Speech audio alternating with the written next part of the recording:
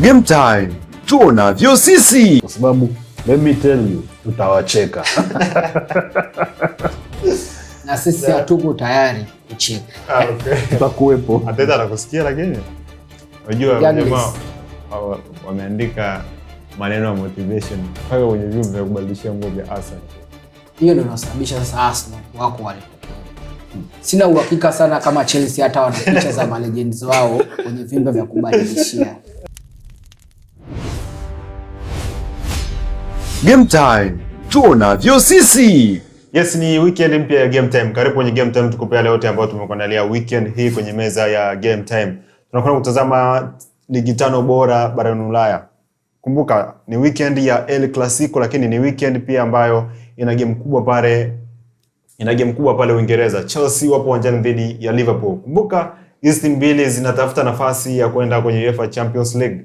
Chelsea akiwa ni kama ana upepo wa kupoteza nafasi kabisa kucheza UEFA Champions League, lakini Liverpool bado yupo kwenye mbio hizi. Sasa tunaenda kutazama weekend hii mechi hizi zitakwenda kutoa picha gani kuelekea kwenye michuano hii mikubwa barani Ulaya, lakini mchezo wa El Clasico utakwenda kutupa bingwa wa ligi kuu ya pale nchini Hispania. Ni swali ambalo lipo kwenye vichwa vyetu, lakini najua shabiki wa mchezo pia ni swali ambalo linazunguka kwenye kichwa chako. El Clasico, nani atakwenda kuwa mshindi kwenye mchezo huu? Na je, bingwa atakwenda kujulikana kwenye mchezo huu? Ni swali ambalo tunakwenda kulijibu kwenye meza ya Game Time ya Dimbani Connect. Jina langu ni Andrea Masawe. Nipo na Moro King, yupo ndani ya nyumba ya leo hii, lakini bila kumsahau Skills Sensei yupo katulia. Jezi yake Barcelona katulia kweli kweli na kapendeza kweli kweli. Moro King, tumekosa kwa muda kidogo, lakini nadhani uko vizuri kabisa. Nyama ni mwingi. Baada ya Manchester United kukuburuza goli 3-2, umerudi mezani tena. Weekend hii upo dhidi ya Chelsea, nadhani umejipanga vizuri. Kuna nini cha kujipanga dhidi ya Chelsea bro? Unaonea tu huruma Chelsea. Na wewe umeingia kwenye huo mkumbo na tulikuwa kwenye njia moja. Hapana, sisi hatupo njia moja. Kuna mahali tuliachana. Pwagu na pwaguzi, kuna mahali tuliachana. Wewe ulibaki. I think Chelsea inatia huruma. Tangu wamuondoe Enzo Maresca step down. Yes. Hamna matokeo ya kuridhisha. Japo nadhani kama kumbukumbu zangu ziko sahihi, yule Bisho, kocha wa LinkedIn, alishinda mechi 4 mfululizo. Alafu baada ya hapo bad things happened. And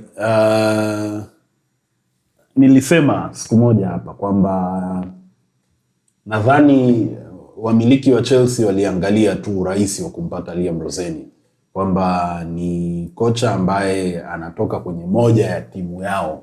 Kwa hiyo ilikuwa ni rahisi tu kama kumhamisha kutoka labda tuseme kwenda office B ndani ya the same compound. Kwa hiyo hata ukiangalia package ya kuvunja ule mkataba, ingekuwa ni kocha mwingine kwa ule mkataba mrefu mpaka 2032 nadhani, angetakiwa apate compensation ya pound milioni 24.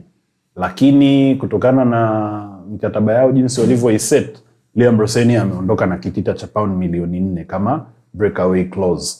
And Liam Roseni ni rookie coach. Nasema hii ni mara ya pili kwamba hakuwa na uwezo wa kuongoza timu kama Chelsea. Haswa Chelsea ile ambayo bado ilikuwa inajengwa. Yeah. Unajua? Yule ni kocha ambaye anatakiwa awe kama Super Frank Lampard alivyotoka Coventry. Alivyoenda Coventry ni timu ya chini, kocha na yeye. Sio kwamba sina lengo la kudogosha uwezo wa Frank Lampard, lakini timu kubwa zinahitaji kocha ambaye ana mentality kubwa. Sio kocha wa kuja tena. Sasa Liam Roseni atamwambia nini mchezaji kama Enzo Fernandez? Hana cha kumwambia. Amemzidi almost everything. Kwa hiyo ni kazi. Lakini going to the game, sisi wenyewe tia maji. Hatuwezi kusema kwamba tumejipata. The last count ni kwamba msimu huu tumepoteza mechi 19 kwenye michuano yote. That is the worst tangu Brendan Rodgers hatujawahi kupoteza mechi nyingi hivi, na kinachosikitisha zaidi ni kwamba msimu uliopita tulichukua kikombe, na tunaamini, naweka haya maneno kwenye funga na fungua semi, tunaamini kwamba tulikiboresha kikosi chetu. Tulisajili Florian Wirtz, tumesajili Frimpong, tumesajili Alexander Isak na wachezaji wengine wa gharama kubwa. Tumespend almost 500 million pounds kuboresha kikosi, lakini unapoteza mechi 19. Tumefungwa na Man City mara 3, tumefungwa na PSG mara 2, tumefungwa na Manchester United mara 2.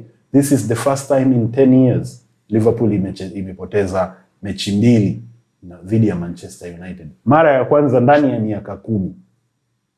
Hiyo inaonyesha ni jinsi gani tuko pabaya. Lakini not all is lost. Tunakutana na timu ya wenzetu ambao wao wana hali mbaya kuliko sisi, na naamini tutajipatia chochote kitu. Nasema tena kwenye meza hii, regardless of what happens next season, Champions League upo. Na ni mechi ya mapema kabisa majira ya saa 8:30. Moja kati ya mchezo ambao kwa Liverpool na Chelsea ni mchezo muhimu sana. Sina chochote cha kukueleza kuhusu Chelsea kwa sababu najua ushamaliza uchambuzi wa Chelsea kwenye weekend zilizopita. Brighton atakuwa uwanjani dhidi ya Wolves majira ya saa 11 siku ya Jumamosi. Fulham dhidi ya Bournemouth majira ya saa 11 jioni. Je, nikuulize swali kuhusiana na Michael Carrick. Yupo dhidi ya Sunderland this weekend, lakini pia nimeona kitu special sana kwa Carrick. Kaja kwa muda mfupi pale Uingereza, lakini tayari kamfunga Pep Guardiola, kafunga timu zote za top 5 zote kazifunga. Dhidi ya Sunderland, I think ni mechi mchekea kwake. Kusema mechi ni mchekea kwake kidogo kunakuwa kuna ukakasi, kwa sababu Sunderland na yeye ana pointi 47 ambazo akishinda zinamsogeza mpaka nafasi ya 8, ambapo technically anaweza akacheza usiku wa Europa. Kwa hiyo sio game rahisi sana kwa United, kwa sababu United juzi baada ya kumfunga Liverpool kajihakikishia kucheza Champions League. Ndio kombe pekee alikuwa analihitaji na kashalipata. For the first time in how many years Manchester United anacheza Champions League? Labda 4. No. 5 zaidi ya hapo. Inawezekana 4 au 5.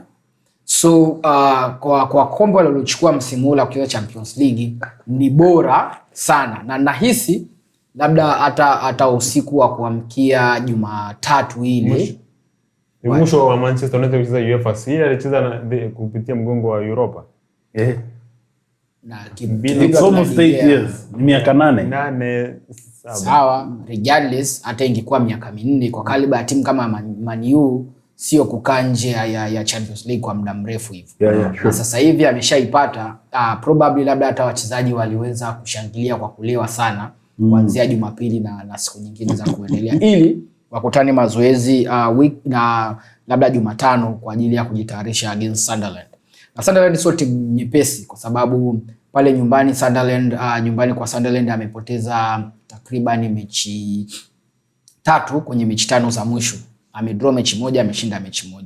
Against Manchester United kipindi wako OT, Sunderland aliweza kufungwa goli 2-1, na ni mechi ambayo kidogo ilikuwa ni 50-50 paka Sunderland wakapoteza mchezo huo. So kwa Manchester United ya sasa hivi kwa namna moja au nyingine naweza sema kwamba inaweza kucheza na timu kubwa, lakini inakuwa iko short kidogo kucheza na timu ambazo ziko chini ya top 6, na vile ina mfumo tofauti inapoingia uwanjani kipindi haiwaheshimu Man U. Kwa sababu the moment unaingia uwanjani umewaheshimu Man U, basi kuna tatizo linakwenda kutokea, kwa sababu utacheza kwa kujilinda, Man U atacheza kama underdog na atapata matokeo. So kwa Sunderland inaweza ikawa game tofauti kabisa, kwa sababu Man U hana cha kutafuta tena, Champions League kasha secure, lakini Sunderland anatafuta kucheza European football, Europa League, kwa sababu kushinda anafikisha pointi 50 ambao watakuwa sawa na Brighton, watashikana kwenye nafasi ya 8, na zimebaki mechi 3, zitakuwa zimebaki mechi 2. Huwezi jua, anything can happen, wakaweza kungangania nafasi ya 8. Kwa hiyo sidhani kama ni game rahisi kwa United. Sorry, nataka kurekebisha hapo. Mara ya mwisho Manchester United wamecheza Champions League ni msimu wa 2023-24. Sio miaka hiyo mingi ambayo sio miaka mingi. Tuweke rekodi sawa. Miaka minne tu. Yeah. Miaka mitatu, misimu mitatu. So sio mirefu. I think ni muda mrefu lakini umepita toka Manchester United watafute ushindi mara 5 mfululizo wa ligi. Sasa hivi tayari wameshinda mara 3. Wanakwenda kucheza dhidi ya Sunderland mara 4. Yule bwana atanyoa. Bwana yule atanyoa kipindi hiki. Well, I think game ya Sunderland na Manchester United itakuwa very tricky kwa sababu katika hali ya kawaida mtu anaweza akadhani kwamba kwa sababu Manchester United ameshinda dhidi ya Liverpool basi mechi dhidi ya Sunderland itakuwa tu rahisi kwa sababu ni mteremko, lakini bahati mbaya ni kwamba Sunderland wanavyochukulia game dhidi ya Manchester United ni tofauti na Manchester United watakavyochukulia game dhidi ya Sunderland. Tatizo moja la human psychology ni kwamba ukiachieve kile ambacho unakitazamia kwa muda mrefu una relax. Hiyo ndio human psychology ilivyo. Lakini siwezi kusema hiyo itatokea kwa Manchester United peke yao kwa sababu Sunderland tayari amesha achieve au tuseme Sunderland amesha overachieve. Anabaki Premier League na ameshafikisha zaidi ya point 40 ambao kwa timu yoyote ambayo nadhani wakati mwingine hapa tulishawahi kusema timu yoyote inayopanda daraja lengo lake kubwa ni kucheza Premier League msimu unaofuata. Sunderland asha achieve hicho kitu.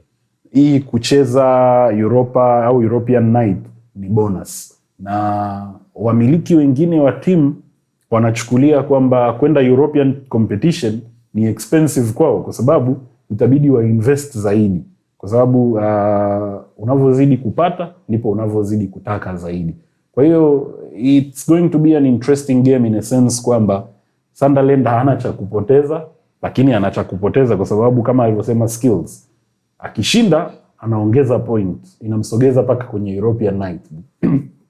Kwa sababu katika hali ya kawaida mafanikio yanalevya. Jinsi unavyozidi kupata ndivyo ambavyo unazidi kutamani kuendelea kupata zaidi. Kwa hiyo there's that chance. Lakini kwa Manchester United you might look at it katika namna ya kwamba tayari tumeshafika kwenye Champions League football. What is there else to win?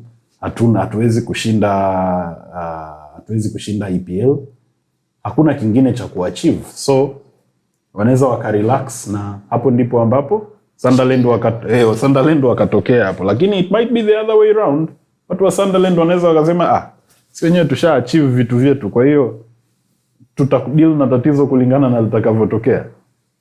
Okay, bana hiyo ni mechi ya Sunderland dhidi ya Manchester United na Manchester United atakuwa ugenini dhidi ya Sunderland. Mimi namuona bwana yule akinyoa this time around. Oh, okay. Kwa sababu pia games zimebaki 3. Sababu jana ilikuwa game week iliyopita ilikuwa ni game week ya 35. Okay. Ni Manchester City peke yake ndo ana game 33. Football usiwekea ahadi. Football ukiwekea ahadi unaweza ukaumia. Kama mimi ningekuwa nimesema Chelsea akikosa ubingwa msimu huu, sishabiki tena soka. Ungekuwa enka wa game time ambaye ufuatilii mpira wa miguu. Okay.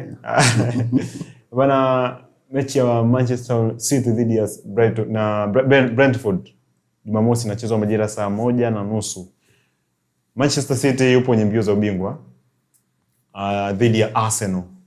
Zimebaki mbio za watu wawili.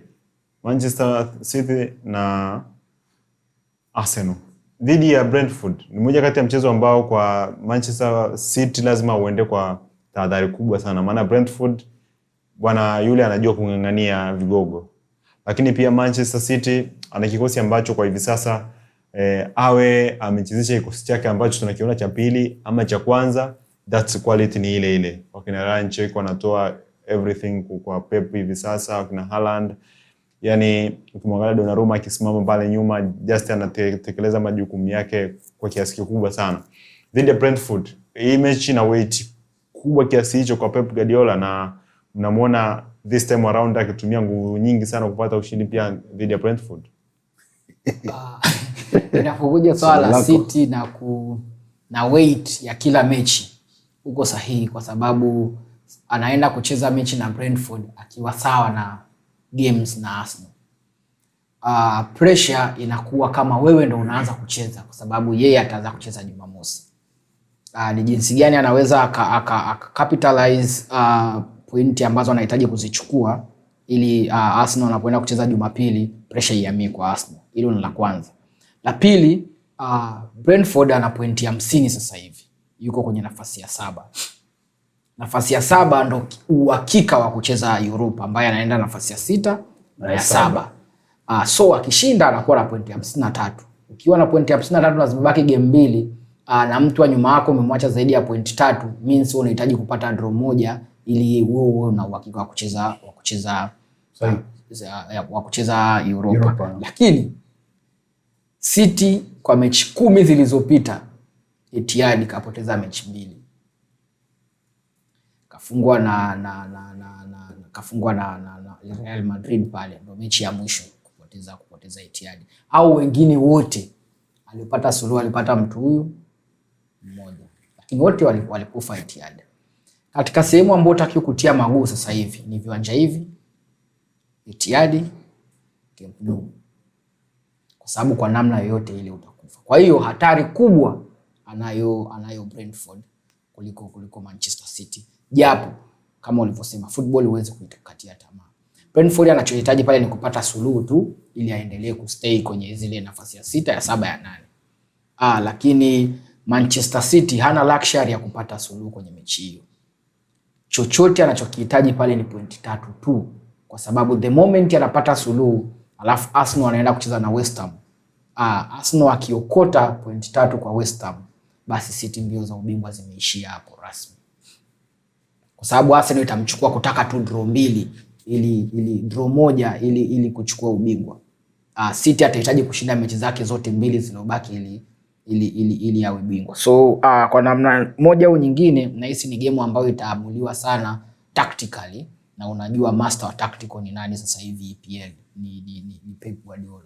So bado sioni City akidondosha point kwenye mchezo huo, hasa yuko Etihad, unless unaweza ukafikiria kwamba City anaweza akapoteza pointi kwenye game kama Bournemouth, lakini kwa Brentford naona ni one way traffic, hasa kwa sababu inafanyika Etihad.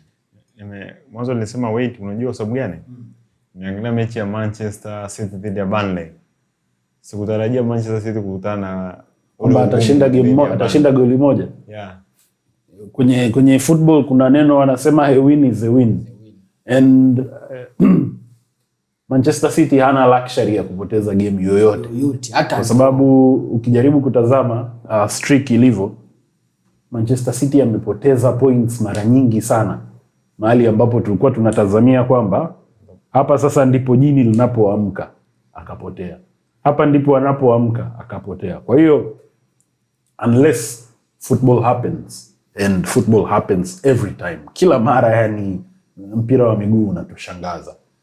Unless football happens, Manchester City hana luxury ya kupoteza game yoyote. Na nafikiria kama Manchester City na Arsenal wataendelea kushinda mechi zao, kuna uwezekano mkubwa sana wa Premier League hii kuamuliwa kwa magoli.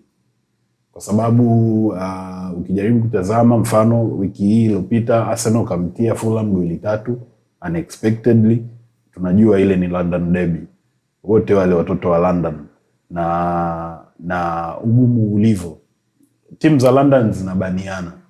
Yani ni kama Everton na Liverpool wakicheza katika mechi ambayo labda Liverpool ndo wanataka ubingwa, haiwezi kuwa rahisi. So Manchester City hana luxury ya kupoteza game, lakini nadhani kuna sehemu hapa kuna mtu mmoja ataslip and that will be it. Kwa sababu hakuna luxury ya kupoteza game. Yani City apoteze, ategemee tena Arsenal kwenye hizi game 3 wapoteze. Mungu hawezi kuwa anawapenda kiasi hiko. So let's wait and see. Mungu hawezi akakupenda kiasi hicho. Yani anakupa mkate huu hapa, then unauchezea juu namna hii. Ukianguka chini this time around, hii imeweza kila kitu. Hii imeenda. Bwana, Jumapili michezo kadha wa kadha inachezwa. Burnley atakuwa uwanjani dhidi ya Aston Villa majira saa 10 kamili jioni. Crystal Palace dhidi ya Everton majira saa 10 kamili jioni. Nottingham Forest dhidi ya Newcastle United, lakini majira saa 12:30 West Ham atakuwa uwanjani dhidi ya Arsenal. West Ham tunajua yupo kwenye ligi yake pia na Tottenham Hotspur. Nani mjinga zaidi ambaye atashiriki championship msimu ujao? I think huyu West Ham sasa anakutana na tunasema nini? Yaani unapigana tena unakutana na Tyson alafu wewe ni underdog. Tyson akiwa naye anahitaji mkanda wake wa dunia. Timu za London hizo. Ndio yale mambo nasema, timu za London. Haiwezi kuwa game rahisi. Hiyo game Arsenal na West Ham haiwezi kuwa rahisi kwa sababu ushindi wa Spurs dhidi ya Aston Villa wiki hii iliyoisha unamaanisha kwamba West Ham amerukia sehemu alipokuwa Spurs ameenda sehemu alipokuwa West Ham, si ndio? Kwa hiyo Spurs amekuwa nafasi ya 17, West Ham amekuwa nafasi ya 18. Kwa hiyo it's been a long time coming. Yani jinsi ambavyo West Ham amekuwa akiconduct himself au themselves, jinsi ambavyo West Ham wamekuwa wakijiconduct, namna wanavyosajili, wanavyouza wachezaji bila kureplace, wanavyoondoa tu kocha. Swala la wao kushuka daraja lilikuwa tu ni swala la when. Ni lini tu angeshuka daraja. Kwa hiyo kwa sababu nimeangalia game ya Spurs dhidi ya Aston Villa, tunaweza tukawa tunachukulia poa, lakini kuna kakitu kadogo ambako De Zerbi ameileta kwenye ile timu. Unaona jinsi ambavyo wachezaji wanajituma. Unaona jinsi ambavyo wanapambana. Kwa hiyo kuna namna mambo yakabadilika. Japo sijairule out Spurs kushuka daraja, lakini I think West Ham ana kazi kubwa zaidi. Anacheza dhidi ya Arsenal ambayo the only thing Arsenal knows right now is winning.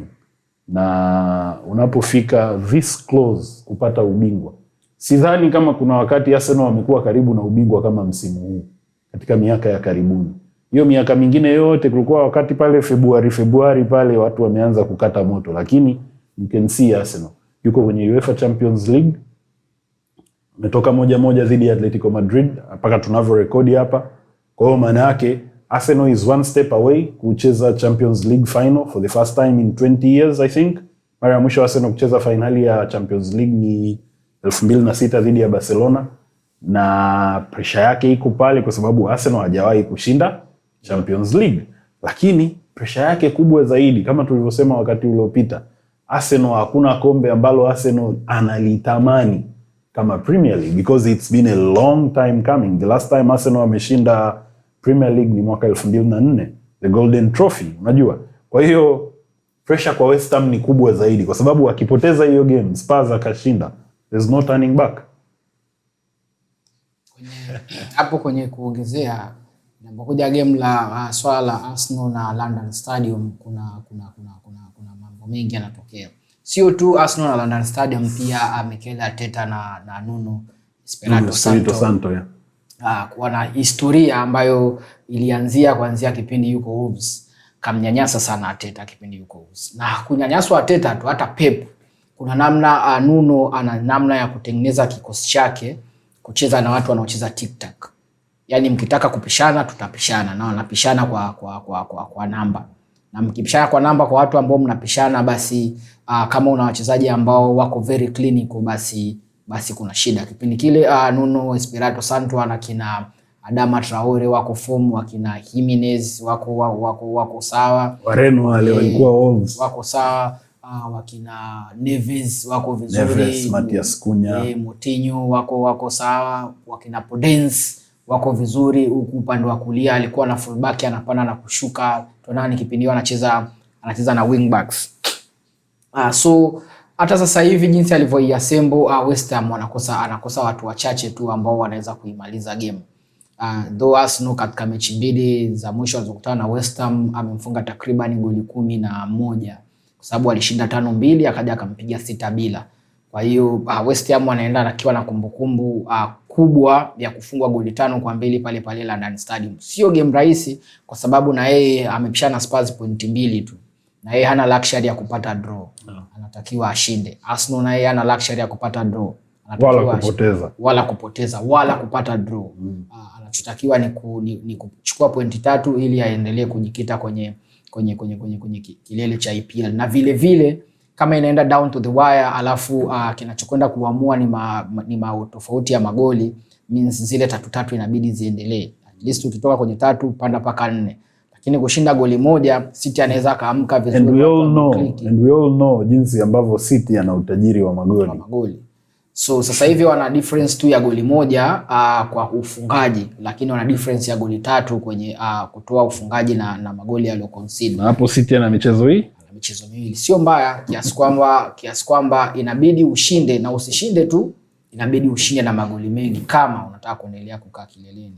Na mtu ambaye anashuka daraja hawezi kuruhusu magoli mengi kwa sababu anajua mzigo na wenyewe unaweza kuja kuamuliwa kwa nani amefungwa magoli mengi zaidi. Na top of that ile ni derby pia. So sidhani kama itakuwa ni mechi ya kuangalia pembeni. Lazima deserve na Espirito Santo anajua nini atadeliver kwa sababu yeye ana wiki nzima ya kuja kucheza game hiyo. Arsenal ana katikati ya wiki inabidi acheze tena UEFA, then inabidi awe na fresh legs tena wa kwenda kuuana dhidi ya West Ham. So pressure iko kote, iko kwa mtu anataka kushuka daraja na iko kwa mtu anachukua ubingwa. Hizo ndio game mara zote timu zote mbili zinaanza mpira kwa nguvu zao zote, kwa sababu ukianza na front foot kwenye kuanzia dakika ya kwanza unaweza ukawa umemaliza game dakika ya 15 au dakika ya 15 kuendelea, game yako ndio ikawa complete ngumu. Kama game ya Fulham tu. Arsenal walimaliza ile game mapema sana. Yaani there was nothing else to watch baada ya 3-0. Ndio hicho sasa. Na kama ikitokea dakika 20 umeshindwa kuimaliza game ambayo ni rahisi kuimaliza, bro, hiyo game inaenda kuwa ngumu kabisa paka muda wa mwisho. Na hakuna luxury unless kama Arsenal wamejitahidi, wameingia finali ya UEFA, probably wanaweza wakaona sasa investment iende moja kwa moja kwenye finali. Lakini kama na final kuelekea nusu finali na kuelekea finali imekuwa ngumu, mean the only keti aliyokuwa nao sasa hivi ni kwenda kumsogeza West Ham kwenye njia potelea mbali. Kama anashuka ashuke, lakini punda mzigo ufike. Ndio bwana, hujafika punda anachechemea. Inabidi. Kwa hiyo just Arsenal ikichukua UEFA Champions League ikiacha EPL, ama wakishindwa kufanikiwa kuchukua EPL, it's normal. That's the thing though. Kwa jinsi ilivyo, unless achukue kimoja kwanza, you can never tell. Yani hauwezi kusema kwamba bora achukue kipi, kwa sababu kuna uwezekano wa kupoteza vyote. Unajua pia kuchukua vitu. Unless nadhani tarehe 22 mwezi huu tutakuwa tumeshajua bingwa ni nani. Nadhani tarehe 22 mwezi huu au tarehe 22 au 24 hapo. So I think Arsenal asipochukua chochote kabla ya hapo, we can never tell. Yani hatuwezi kusema, kwa sababu hii ishawahi kumtokea Jurgen Klopp. Alikuwa anagombea makombe 4 and eventually hakupata. Kwa hiyo sidhani kama Arsenal wanataka kuwa kwenye, kwa sababu let me tell you, tutawacheka. Na sisi hatuko tayari kuchekwa. Okay. Tutakuwepo. Ateta anakusikia, lakini unajua jamaa wameandika maneno ya motivation mpaka kwenye vyumba vya kubadilishia nguo vya Arsenal. Hiyo ndio inasababisha sasa Arsenal wako walipokuwepo. Sina uhakika sana kama Chelsea hata wana picha za malegends wao kwenye vyumba vya kubadilishia. Sababu kwa matokeo wanaopokea kila kukicha, kila uchwao ni uzuri. Bwana, tuende tukaicheki El Clasico bwana. Acha na Chelsea. Chelsea inakupa nini kaka? Hainipi chochote. Sio hela, sio mawazo. Yaani hainipi chochote. Hata jezi yao. Hawanipi.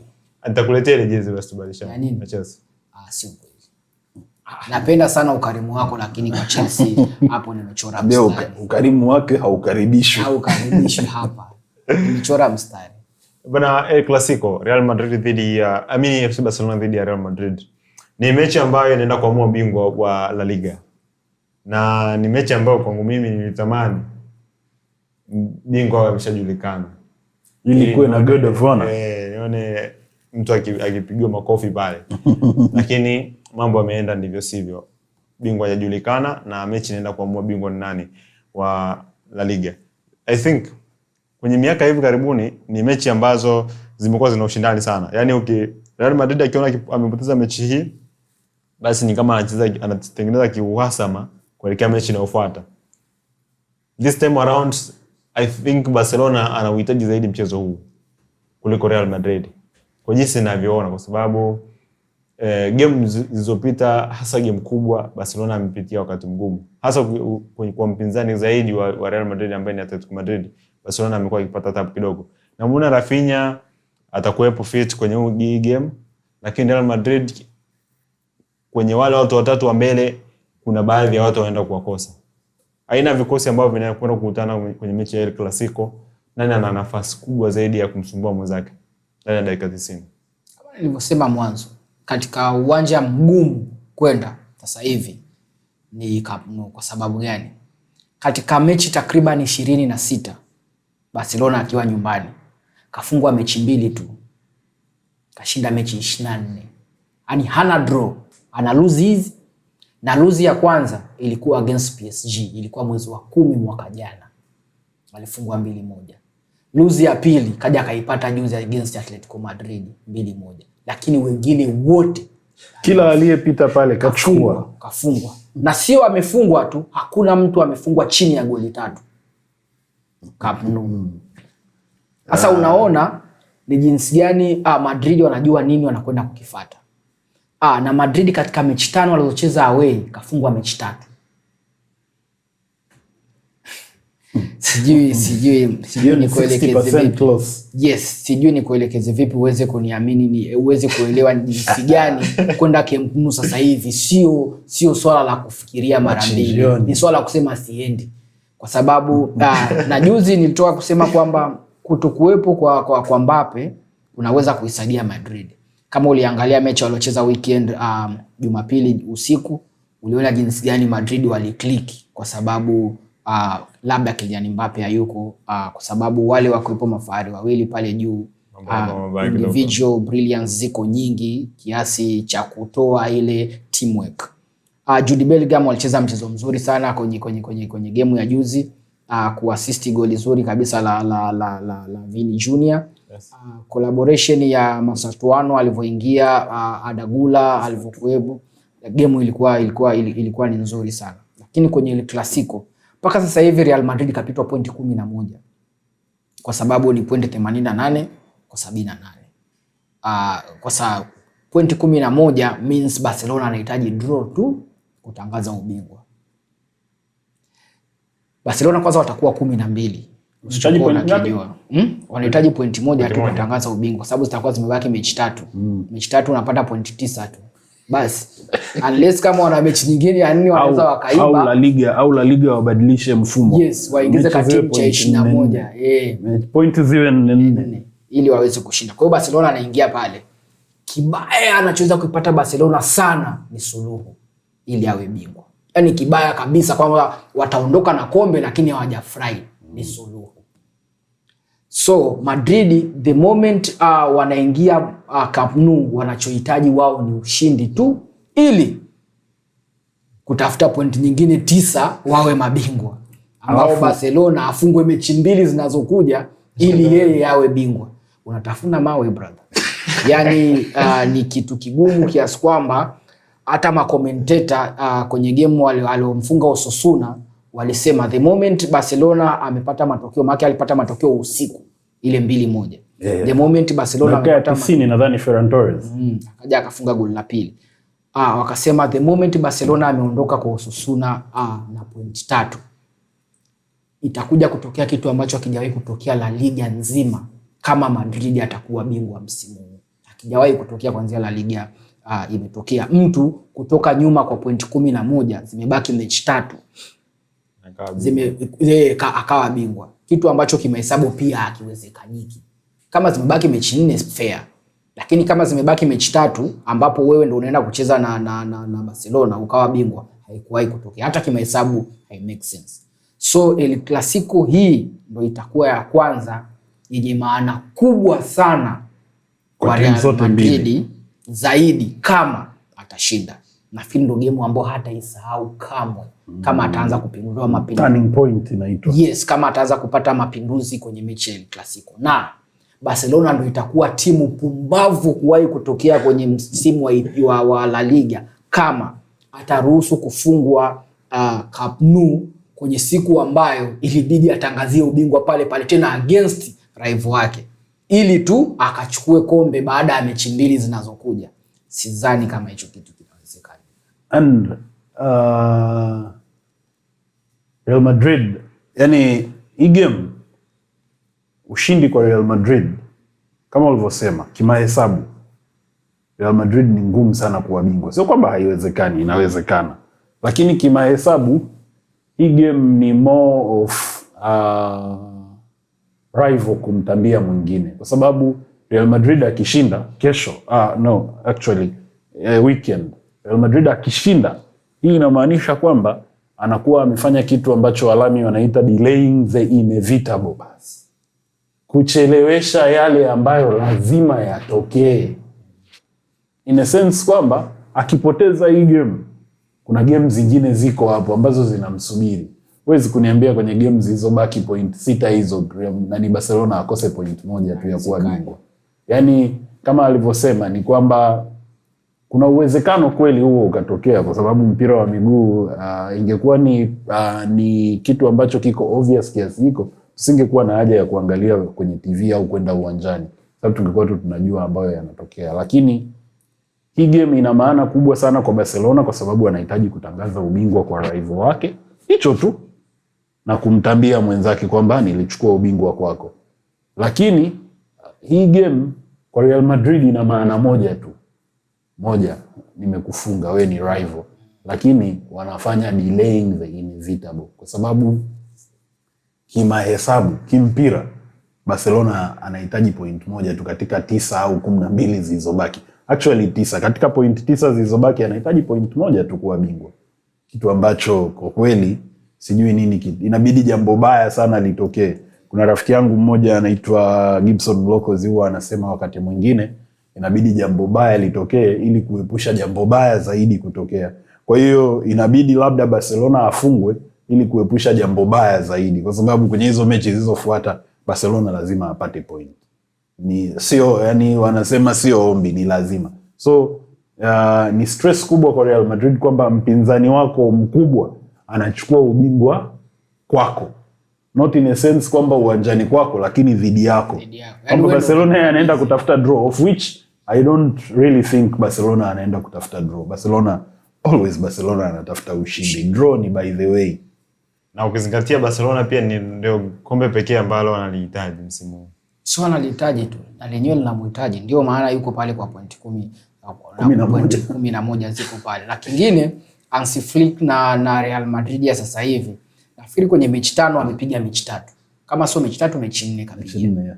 Kapiga mechi 4. Real Madrid kashinda mechi 1 tu ya 4-3. Na ilikuwa piga ni kupige. So na Camp Nou Madrid hajashinda kabisa kwanza Hansi Flick achukue timu. Na Hansi Flick hajapoteza finali yoyote katika maisha yake ya soka. Tunaweka kama finali. Na tunaweka kama final hiyo. Hajapoteza.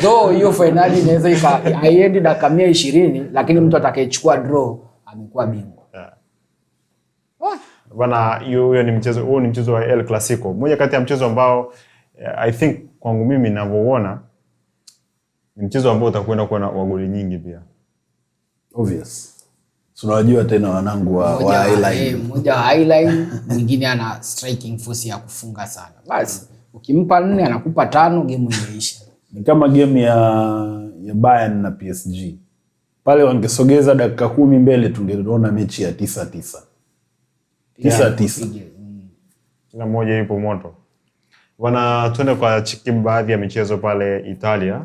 Ni moja kati ya ligi ambayo tayari imetamatika. Bingwa tumeshamfahamu. Ni International Milan. Sasa kuna michezo ambayo inachezwa weekend hii na nimeiweka kwa muundo wa nani ambaye tunamuona labda anaweza kashiriki nasi kwenye michuano ya Ulaya msimu ujao. Kwa sababu ukiangalia of course Inter Milan tayari. Kuanzia kwa Napoli hapa, Napoli of course ana upepo ule ambao tayari umekamilika, lakini Roma, Como yupo uwanjani dhidi ya Las Verona, lakini Roma yupo na Parma uwanjani, AC Milan yupo dhidi ya Atalanta, Juventus watakuwa uwanjani dhidi ya Lens, lakini Lazio na International Milan Inter Milan tayari. Sasa kwenye hii michezo ambayo anakwenda kuiface kama Como dhidi ya Hellas Verona, Como hivi sasa mechi iliyopita ametoa sare dhidi ya Napoli bila. AC Milan katoka kupoteza 2-2 dhidi ya Sassuolo. Roma dhidi ya Parma wapo uwanjani pia. Kwa kucheki ratiba hizi ambazo zinaenda kuface hizi team, lakini idadi ndogo ya michezo ambayo imebaki, huyu Como anaweza akapata nafasi ya kupenya kushiriki UEFA Champions League, kwa sababu unaangalia pia game ya Juve kashinda mechi iliyopita. Hivi kuna ligi ina draw nyingi kama Serie A. Juve ka draw 1-1. Lakini alama alizopata amemshusha Como. Yes, Como alikuwa chini kabla ya game ya Juve, alipopata point moja baada ya kudraw na Napoli akapanda. Lakini baada ya Juve na yeye kudraw 1-1 akamshusha Como. Lakini mimi ningependa kwa mfumo wa ligi uliokuwepo sasa hivi wa UEFA, yoyote anaweza akatunisha msuli. So tofauti sana na kipindi ule mfumo wa makundi. Ilikuwa watu wanajichukulia pointi 6 kirahisi tu kupiga huku na huku. Lakini sasa hivi mfumo wa ligi, mtu anaweza akaamua tu mechi zangu 4 za nyumbani sipotezi. Ukishinda mechi zote hizo ni pointi 12. Kama tu CAF Champions League ilivyo. Yes. Unaamua tu mimi mechi za nyumbani mimi sipotezi. Natafuta draw moja ugenini. Point 10. Ukishinda mechi 4 hizo ni pointi 12. Unaweza ukawa hujapita, lakini uko na uwezo wa kucheza playoff. Na kwenye playoff huwezi jua unapangiwa na nani. Unaweza ukapangiwa na mtu ambaye kwa namna moja au nyingine ukamuumia meno ukacheza robo finali. Kwa Como kufika robo finali UEFA na ni amelenga mwezi akatua kwenye jua, kitu ambacho bado kitakuwa kinamsaidia. So ningependa Como this time around aingie Champions League. Kuna mengi ya kujifunza, na Fabregas atakuwa na vitu vingi sana vya kuokota. Though anaweza kuwa hawana msuli mkubwa wa kwenda kuvunja benki, kwenda kuchukua watu wakubwa, lakini zile addition kwenye kikosi kinaweza kuwasababisha at least wameshiriki. Hata wakitoka kwenye ile league phase sawa, au wakijitahidi kwenda kutoka kwenye playoff sawa, kwa sababu tumewaona Juve mara nyingi. Hakuna maajabu anaweza kuyaleta sasa hivi Juve anapoteza games ambazo ni za kushinda obvious. Kama AC Milan. Yes, kama AC Milan. Though unaweza kusema lile neno Juve linaweza likawasababisha wakisikia ule mwimbo wa UEFA wakaamka, au AC Milan, lakini sioni hilo jambo karibuni. Na uwezo wa kuwaroot AC Roma kufanya vizuri sasa hivi kwenye Champions League kuliko Juventus. Timu kama ina watu kama kina Locatelli, watu kama Makin, kuna watu kama wakina Vlahovic, watu kama wakina Yildiz, lakini unaona Conceição, una talent kibao pale Juve, lakini nashindwa kuelewa Spalletti kwa namna moja au nyingine. Top coach kabisa. Top coach ambao aliwapa Scudetto Napoli, anashindwa vipi kuisababisha Juve click. Ukija kwa mwanangu kabisa Allegri pale AC Milan, mara 4 mara 5 anakuwa anamweka Rafael yao nje, anawapanga watu wengine, lakini kwa sababu ni kocha ambaye anakaa na wachezaji muda mrefu mazoezini, so huwezi jua nani anaonyesha zaidi mazoezini zaidi ya mwingine, kuanzia attitude, kuanzia commitment, health wise. Kwa hiyo kuna vitu vingi unaviconsider kabla ya kumwanzisha mtu kwenye first 11. Lakini kwa msuli alokuwa nao AC Milan, game ya Jumapili ilikuwa sio ya kupoteza. Kwa msuli alokuwa nao Juventus akiwa nyumbani dhidi ya Verona, hakuwa na namna yote ya kupata suluhu mechi ile. Ilikuwa ni mechi ya kushinda. So Napoli na wao tia maji, Conte na yeye ni muda sasa akatafute malisho sehemu nyingine, kwa sababu yanatokea yale ya Liverpool. Napoli ndo alikuwa bingwa wa Scudetto msimu uliopita, lakini sasa hivi kushika nafasi ya pili tena kwa tatizo. Tena ni anashika nafasi ya pili kwa sababu ya ubovu wa AC Milan, Roma, Juve, lakini si kwamba ameachieve chochote. Nadhani unakumbuka the last time nilisema kuhusu msimu wa pili wa Conte. Conte ni kocha wa msimu mmoja. Mpe project mwaka mmoja, akupe kikombe, achimbe. Na mimi niko tofauti kidogo na skills. Mimi ningetamani sana Como ashiriki Europa because there's so much pressure kwenye Champions League, na nadhani Como kushiriki Champions League ni overachievement. Sidhani au sioni kama kuna kitu cha msingi sana Como anaweza akaachieve kwenye Champions League, japo Bodo Glimt wametuonesha kwamba anything is possible if you have a dream. Lakini unaona walikoishia, japo ni CV kwao kwamba oya tulicheza group stage au tulicheza league phase ya Champions League, tulicheza playoff, tukaondoka. Lakini I think ni rahisi zaidi kwa Fabregas na vijana wake wa Como kuwa na achievement nzuri au kujenga CV na kujenga msuli wakiwa kwenye Europa kuliko wakiwa kwenye UEFA Champions League, kwa sababu UEFA Champions League ni big boys league. Currently ni the same usual suspects.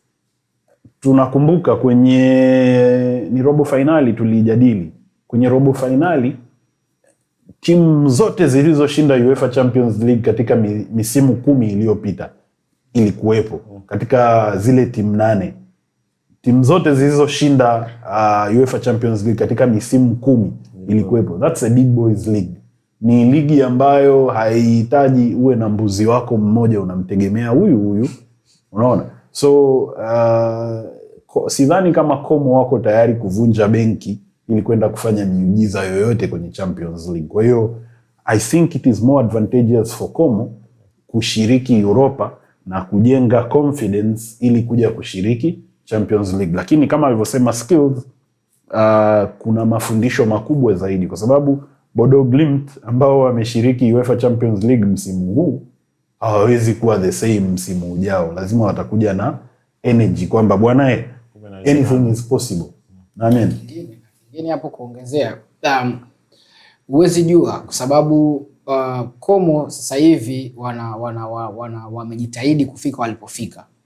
Unaweza ukaangukia Europa alafu next season usiwepo kwenye nafasi ya kucheza UEFA, na ndio ikawa unashuka daraja kabisa. Ndio ikatokea hiyo kama ya TSG Hoffenheim 2009 2010. Yale Leicester City baada ya kuchukua ubingwa akaenda UEFA, story ikaishia hapo. Mpaka akabaki na rekodi yani kwamba shuka daraja. So ningependa aende Champions League kwa sababu Champions League ni tuseme ni msasa mzuri wa kukutayarisha wewe in case ukaja ukadondokea Europa League next season, ule ubavu wako tayari ushakuwa mzito.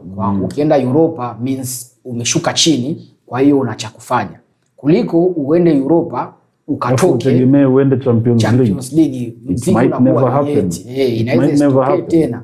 Yeah, so ndo nasema ukilenga juu ukitua kwenye nyota fair. Unamshukuru Mungu. Fair, lakini ukiaim kwenda Europa ikatokea umeenda, what if usicheze UEFA kabisa? Ukiaim kwenye jua ukaangukia kwenye mwezi, hiyo ni underachievement. Tunaongelea Como yenye cream ambayo kwa Ulaya sasa hivi inaonekana ni cream nzuri sana.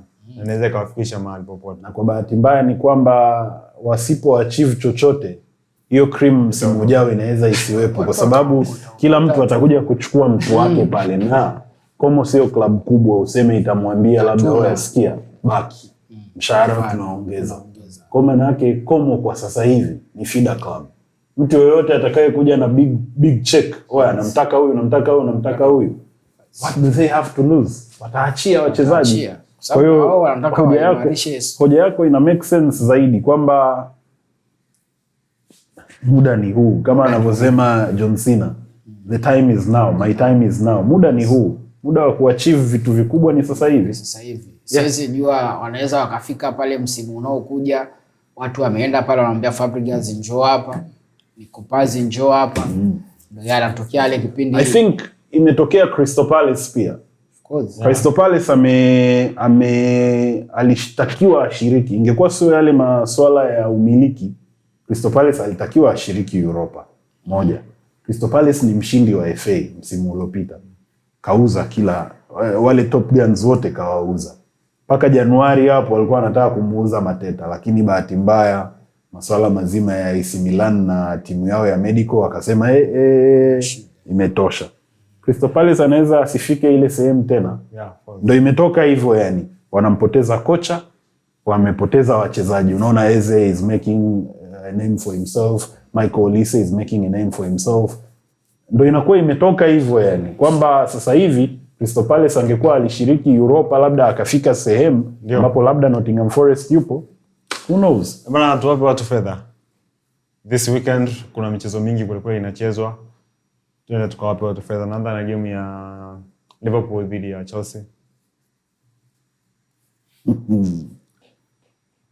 Nasemaje kiongozi?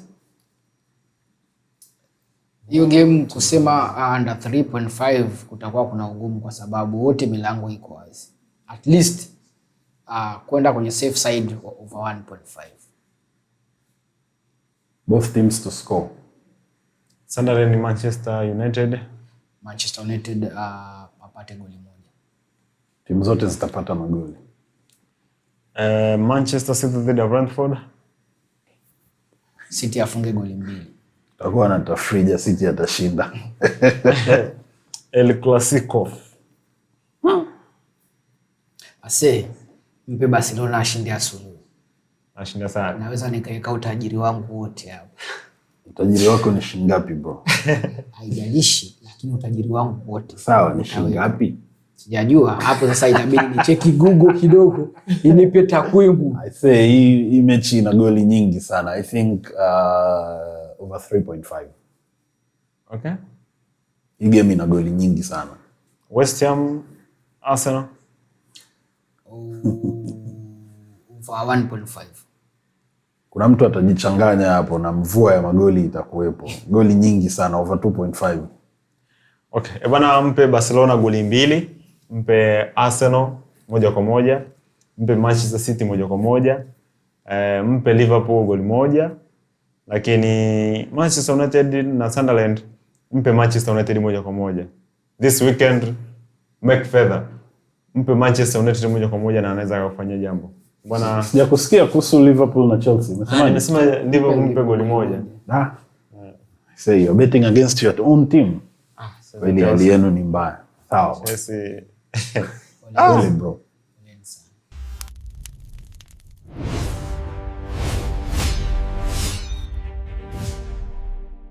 Bwana, Instagram tunakupataje? Instagram napatikana kwa jina la Moroking_. Twitter napatikana kwa jina la Twitter zamani X napatikana kwa jina la Moroking. Skills_sensei. Sehemu zote mbili. Andrea_Masawe 14. Mitandao yote ya kijamii unanipata hivyo. Endelea kufuatilia Game Time kupitia Dimbani Connect. Instagram, Facebook, Twitter, TikTok unatupata live kabisa Game Time, lakini episode nzima unaipata YouTube kupitia jina la Dimbani Connect. Uwe na wakati mwema. Alamsiki.